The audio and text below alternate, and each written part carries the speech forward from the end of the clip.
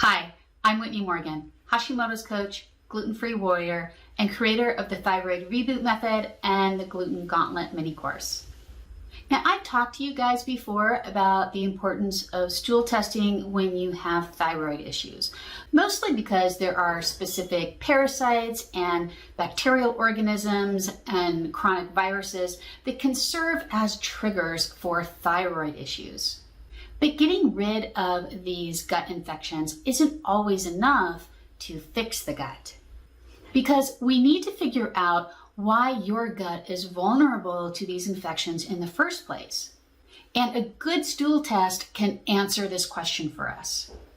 In today's video, I'll tell you the 3 things that I specifically look at in a stool test besides what infections might be present.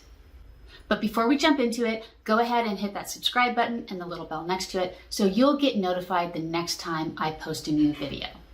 I've worked with dozens of women with Hashimoto's and hypothyroidism, and when we run stool tests, what we find out is that most of them have underlying gut infections and gut imbalances that are contributing to their thyroid dysfunction. Now, it's one thing to eradicate the infections that are there, but if you want to avoid reinfections down the road, it's essential to rebuild the gut environment. And comprehensive stool testing and microbiome assessment is part of step 2 of my thyroid reboot method. So there are a few things that I look for in a stool test.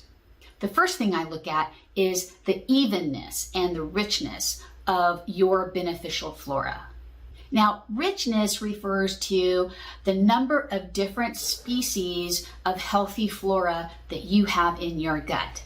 And evenness looks at the population size of each individual species. An easier way to think about this is to imagine that your gut flora is made up of butterflies, where each species is a different color. The more different colors of butterflies you have, the more rich your gut flora is. And the population size of each individual color of butterfly determines your evenness. And these 2 things together, your richness and your evenness, is what we think of as your gut diversity. And the greater your diversity, the healthier your gut environment is, and the less vulnerable you are to reinfection with parasites and bacterial dysbiosis and viruses and yeast and all kinds of stuff. The second thing that I look for in a stool test is I want to assess the degree of inflammation that you currently have in your gut. Now, there are several different ways to measure gut inflammation, but a really good stool test will include more than one inflammatory marker. Usually it will give you a handful of different inflammatory markers, and these are different ways of looking at inflammation and evaluating things. If you're using a stool test that only looks at one inflammatory marker, you run the risk of missing the inflammation that's there. Now, without getting too nerdy on you, some of the markers that I look at are things like calprotectin or MMP9. And then there's a marker that's called S100A12.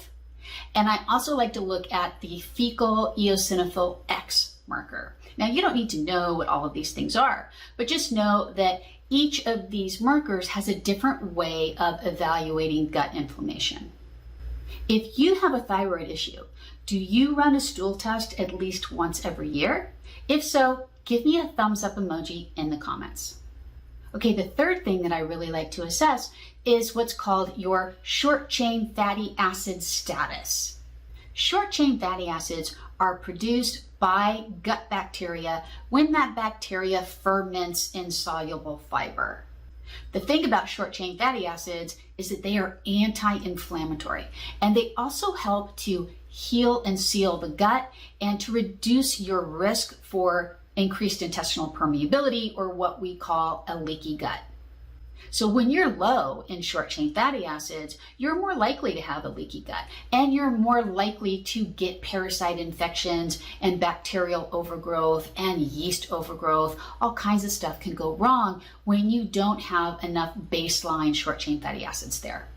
So the big takeaway from this video, guys, is that restoring your gut environment is a critical step toward reversing your thyroid issues. It's not enough just to kill the bad bugs and parasites that are there.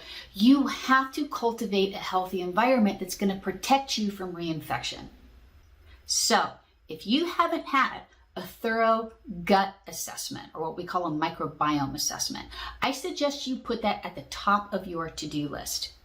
And just in case you're asking yourself, okay, Whitney, what test do you like to use in your practice? Well, I use the Gut Zoomer from Vibrant Wellness Labs.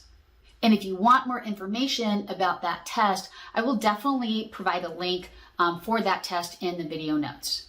And to learn more about my thyroid reboot method, you can also get that link in the video notes below.